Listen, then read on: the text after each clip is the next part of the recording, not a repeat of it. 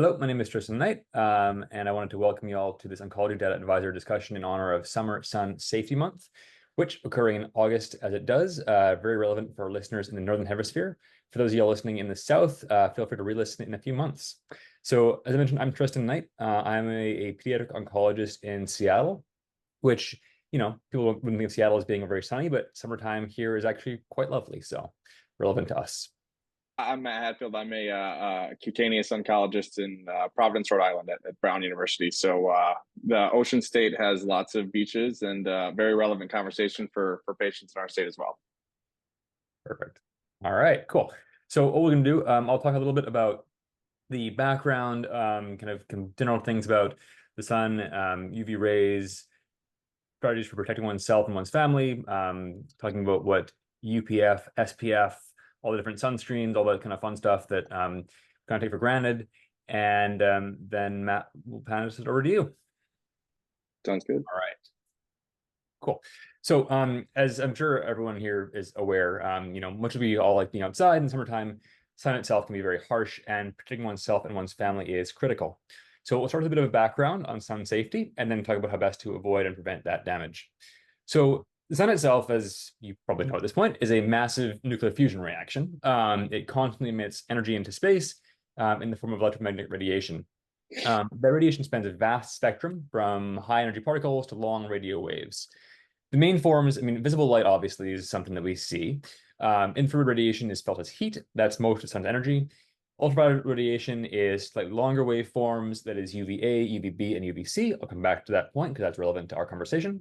There's X-rays and gamma rays. There's radio waves that are not relevant to this particular conversation.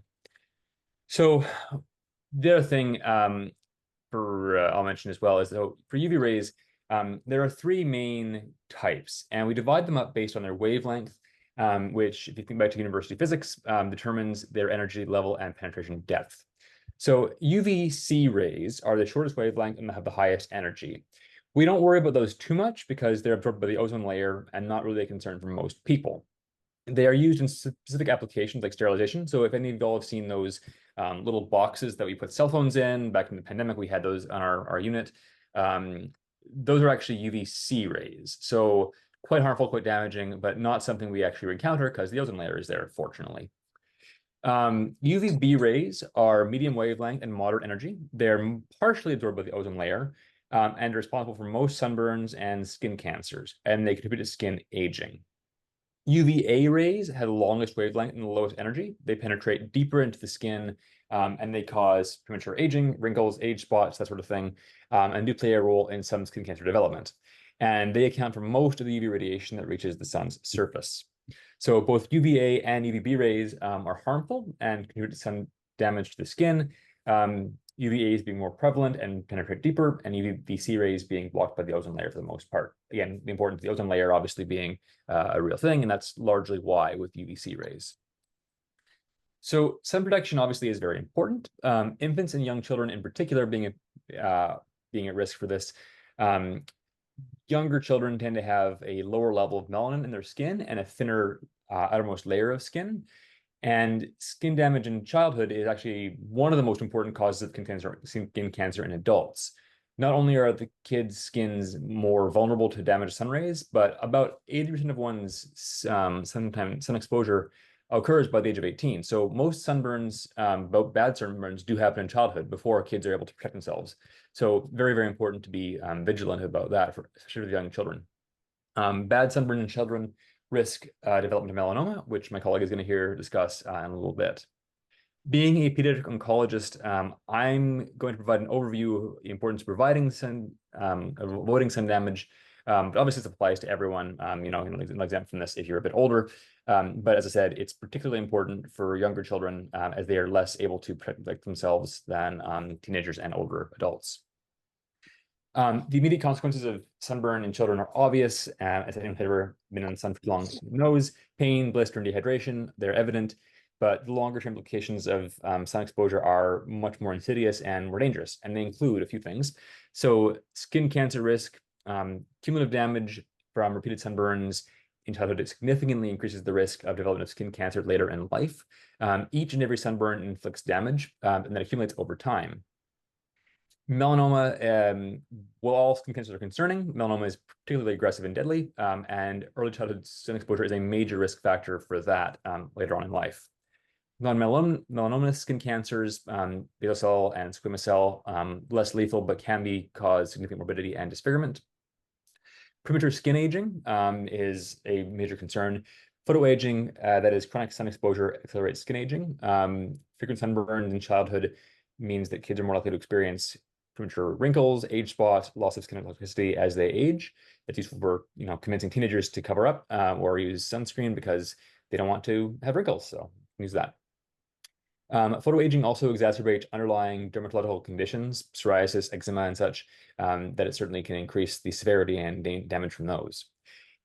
Immune system complications. You wouldn't think it'd actually be a thing, but it is. So UV exposure from the sun does actually suppress the immune system and can increase susceptibility to infections and other diseases.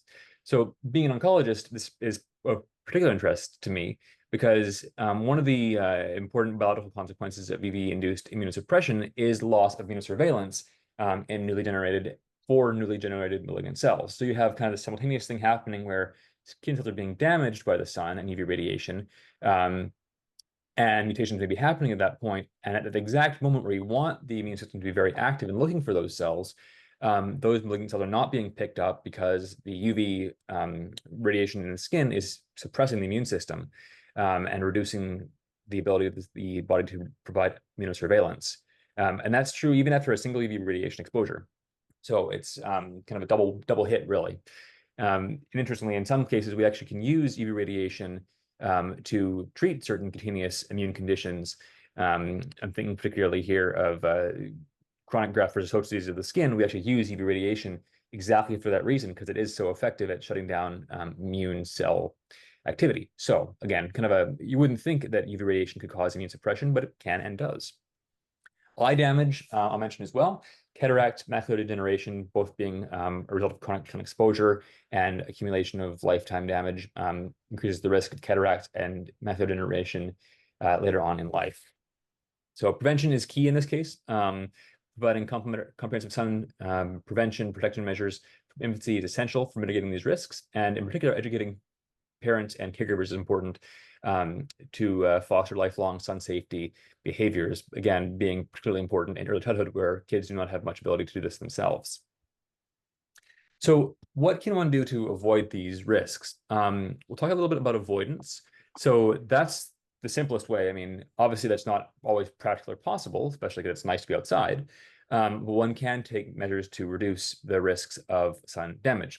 So avoiding direct sunlight, especially during peak hours, which is 10 a.m. to 4 p.m., is a cornerstone. So I'm sure many of you all have iPhones and can see the kind of a UV tracker thing on your weather app. That's a useful way to track that. And again, avoiding the peak hours of the day is useful if possible. You can plan outdoor activities to be avoiding those peak hours and being cooler parts of the day. Again, that's usually cooler hours too, which is when it's nicer to be outside. Utilizing natural shade or creating shade being important. Being particularly mindful of reflective surfaces. So UV rays are reflected off of bright surfaces, water, sand, snow, and concrete, and that increases the exposure. They're not absorbed, so reflected back. So you actually end up having kind of a double effect, really, because not only are you getting the UV rays from above, getting them from below where they're being reflected up. So anyone who's ever got a sunburn while skiing is certainly familiar with that. So it'd be important to be reminded of those. And remember, UV rays do penetrate clouds. A lot of folks will think that UV rays, if it's cloudy outside, they cannot give a sunburn. But in reality, the sun rays are only partially blocked out by clouds. The rest still reach the ground and can cause sun damage. So for UVA rays, they have higher penetration and they're more able to penetrate clouds. About 50 to 80% of UVA rays do pass through clouds, even on a fairly overcast day. UVB rays have lower penetration. They're more effectively blocked, but you still get about 50% transmission through clouds for UVB rays. So, especially in the summertime when you have more overhead sun, you still do end up having the importance of protecting oneself, even if it is cloudy outside. Clothing obviously is important. Fabric matters. More densely woven clothing is more effective at blocking out the sun. Denim, canvas, wool are superior. Obviously, they're not ideal because they're very hot. Heavier clothing, not practical always, but there are very good synthetic fibers, nylon, polyester. They actually offer more protection than natural fibers, and they can be quite cool if intentionally made for this purpose. Coverage is key. Long sleeve shirts, pants, wide brim hats, UV, these kind of purpose-built UV covers are available. For hats, I'll mention as well that the ability to wear a hat does provide a fair amount of protection. I'll talk more about the UPF momentarily, but that can increase the duration it takes to burn by several fold. When looking for sun protective clothing, one can look for what we call the UPF, the ultraviolet protection factor, and that's a rating that offers an idea of how protective a piece of clothing actually is. So it's kind of like SPF, which I'll come back to for sunscreen.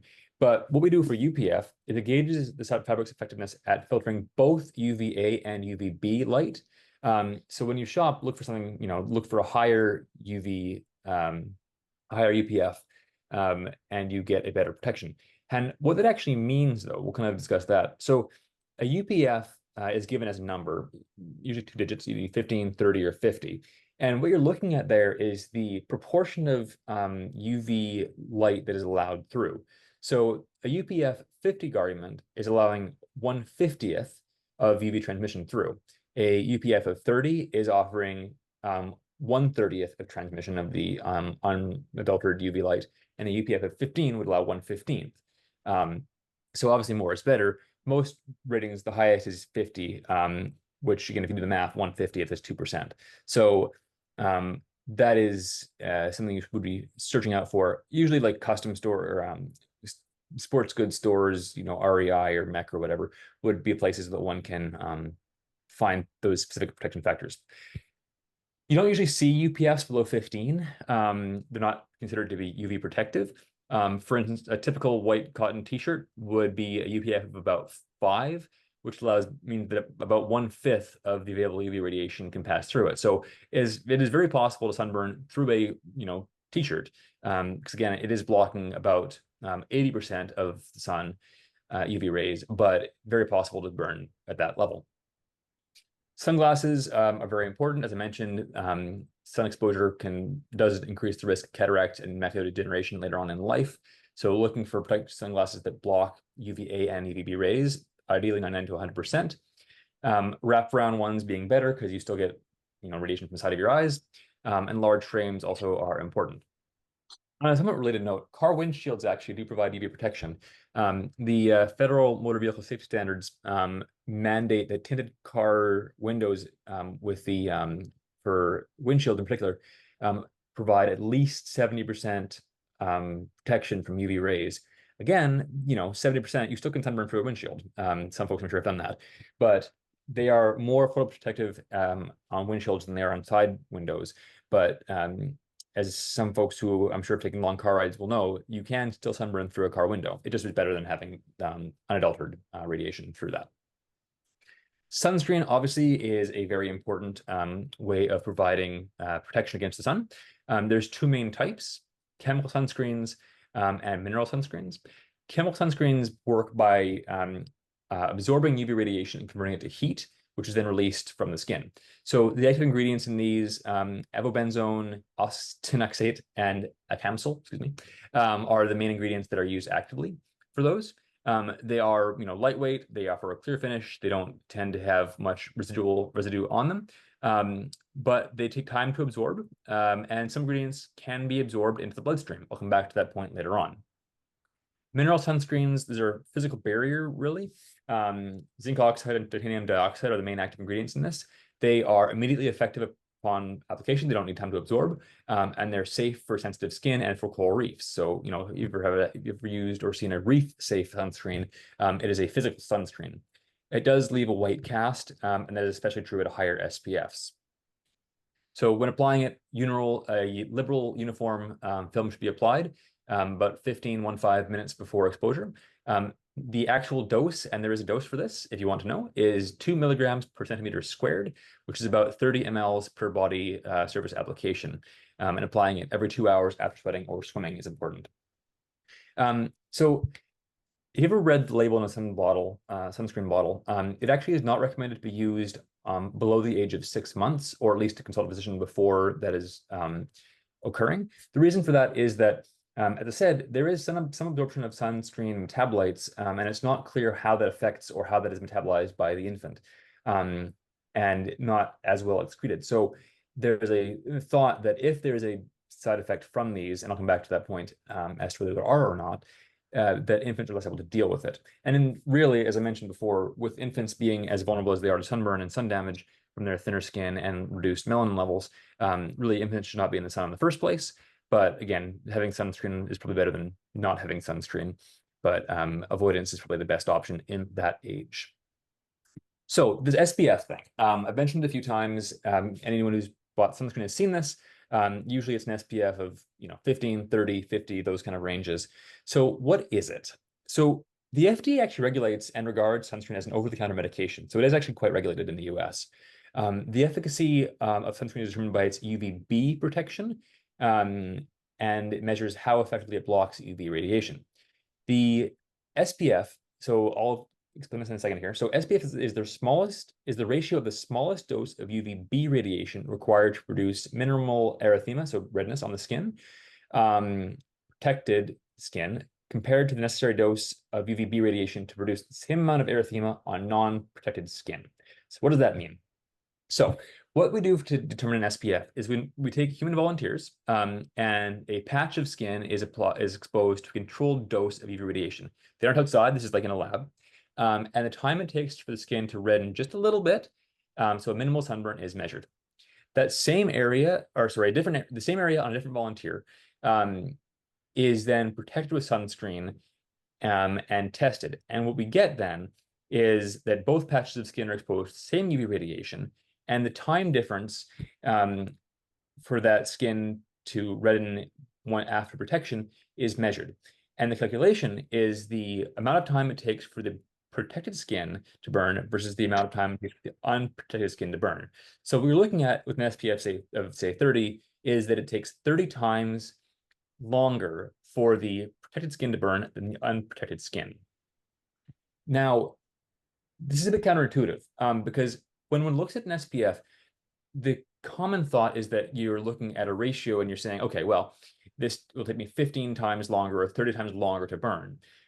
But that's not actually true, because what we're looking at is a radiation dose. We're not looking at a time to burn. It's calculated that way, which is confusing. But it does not say, for instance, take someone 30 times longer to burn outside than someone who is not wearing an SPF of 30. It's that the radiation dose that they can take is 30 times higher without having a sunburn. So that's important, because if one is outside at 9 a.m., one is getting over an hour the same dose of radiation as one is getting in 15 minutes at 1 p.m. So the SPF dose, SPF protection, changes based on time over the course of the day. If this is all too complicated, which is fair, it kind of is. Basically, the higher SPF you want is better. An SPF of 30 is blocking about 97% of radiation by UVB. So broadly speaking, a higher SPF provides better protection. SPF is specifically measuring UVB because UVB is about 1,000 times more erythrogenic, causes more skin erythema than UVA blockage. But one still wants to obtain broad spectrum protection, because that will provide protection against both UVA and UVB rays. Again, SPF only measures UVB rays because it causes redness of the skin, which is how they actually calculate the SPF. But again, UVA and UVB are both important to block against. Water resistance is important, is swimming or sweating. One can choose a sunscreen that is protective against that and will provide and stay on. But again, applying it frequently if sweating or swimming is important. I'll close my section here with a few frequently asked questions I get from parents. And the first of those is, does sunscreen block vitamin D production? Which is a good question, because, obviously there's a lot of awareness of the importance of vitamin D for bone health and for immune system health. And the short answer is that sunscreen does not block vitamin D production in a significant way. UVB rays are required to reach the skin to generate vitamin D. That is true. And as I said, one is blocking the UVB rays based on the SPF. However, the amount of sunscreen, the amount that UVB is blockaded does not prevent enough UVB radiation from reaching your body to generate vitamin D. And here's why. So small amounts do still reach your skin. So I said about 97% is blocked by an SPF of 30, so 3% reaches your skin. And that is still sufficient to allow your body to generate vitamin D. The body is very effective at generating vitamin D. It does not require that much UVB radiation. And really, a couple of 15 to 20-minute exposures per week is sufficient to generate enough vitamin D.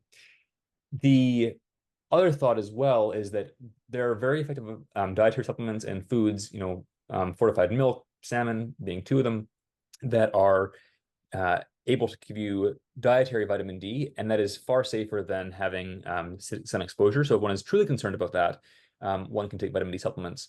But yeah, so basically the vitamin D production is impaired by sunscreen, but not enough to make a difference, and it is still more than enough generated to be effective for the body.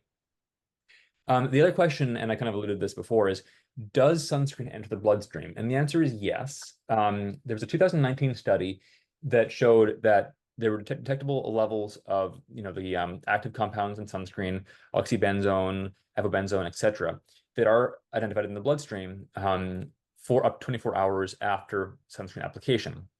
So that is known, that is true.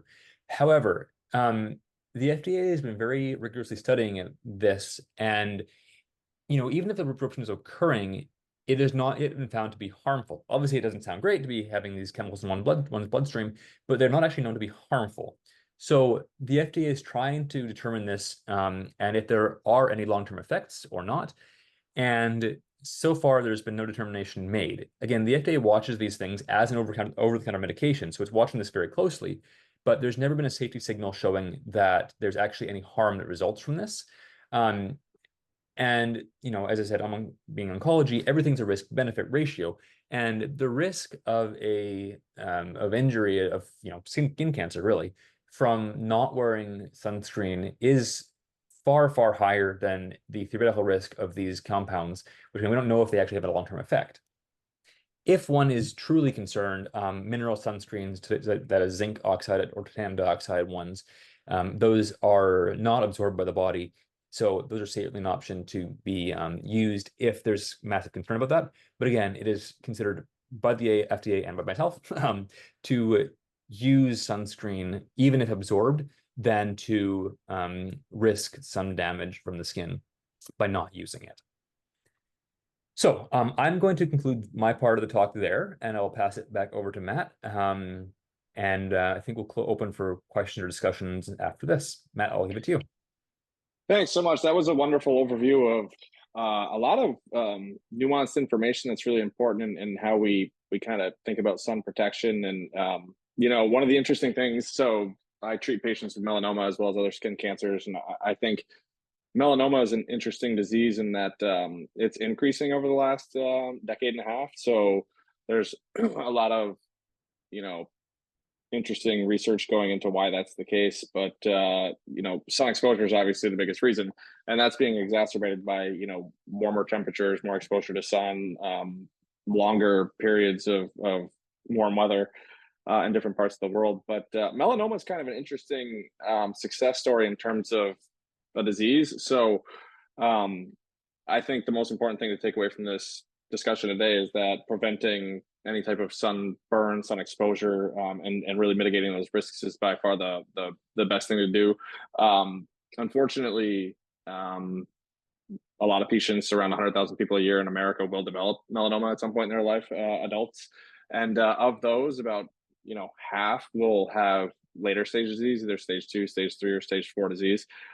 Interestingly, and why I call melanoma a success story is previously, before 2011, melanoma was treated with a drug called IL-2 and dacarbazine, which is chemotherapy, and the overall survival at that time was about 10 to 11 months. So it was one of the most lethal cancers to get with very little treatment options.